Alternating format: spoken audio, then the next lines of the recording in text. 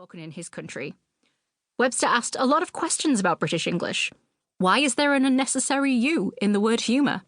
Why is pretense not spelled with an S when that's the way it sounds, or analyse spelled with a Z? Why isn't soup spelled S-O-O-P?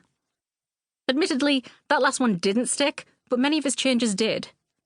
In 1783, Webster published the first edition of A Grammatical Institute of the English Language, which became known as the blue-backed speller because of the colour, and that's colour without the British U, mind, of its cover. It was used in American classrooms for generations, and nowadays, Webster is still the biggest name in American dictionaries. Speaking of which, though we've largely followed Webster's guidance, we've left the Swifts' names alone. The Swifts are British, and so is the dictionary that named them.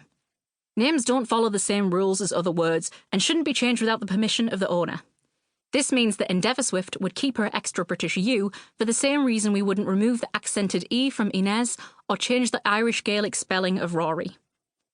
It's important to note that neither British nor American English is the correct one, and in fact, there's no proper way to speak, or write, or spell.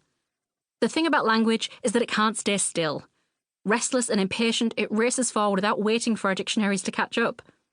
The changes made in this book are meant to make it easier for us to understand each other. It's the entire point of having language in the first place.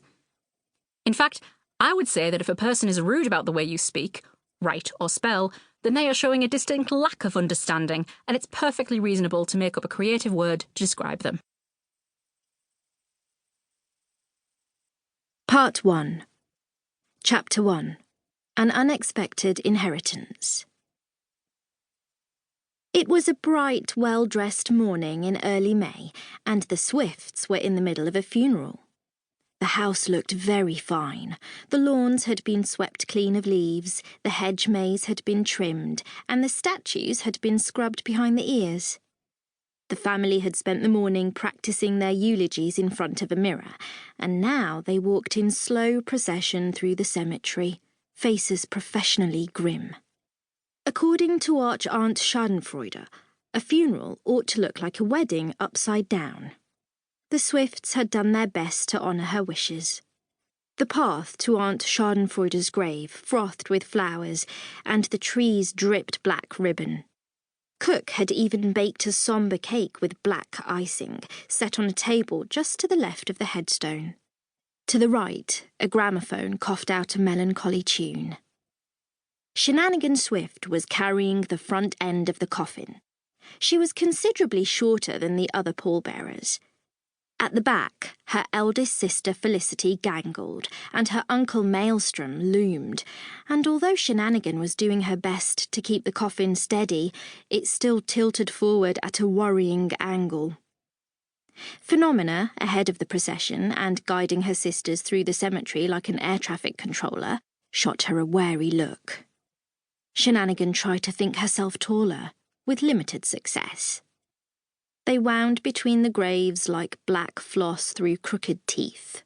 Shenanigan read the names of her late family as they trudged past. Calamitous Swift, 1598 to 1652. Adjective, causing or fraught with disaster. And Godwatery Swift, 1733 to 1790. Noun. 1. Overly elaborate gardening or garden design. 2. Old-fashioned and affected language.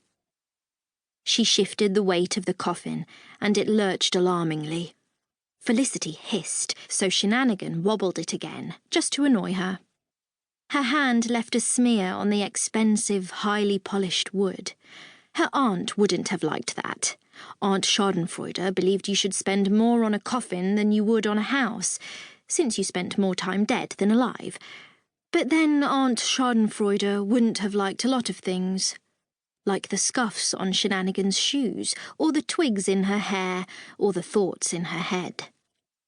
To her right, Shenanigan read, Faltress Swift, 1860 to 1889.